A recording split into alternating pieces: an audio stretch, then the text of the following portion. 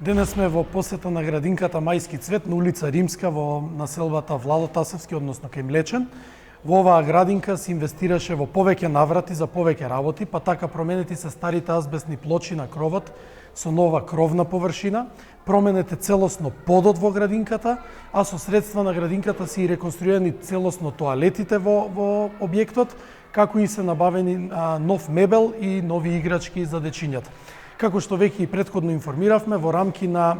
соработката со Министерството за животна средина и со Владата на Република Северна Македонија се изврши и промена на прозорците и вратите во надворешниот дел на објектот, со што објектот стане енергетски ефикасен и со тоа се намалуваат и сметките на објектот до 30%. Продолжуваме ние во наредниот период со особен фокус на градинката Мајски цвет во Тафталидж 1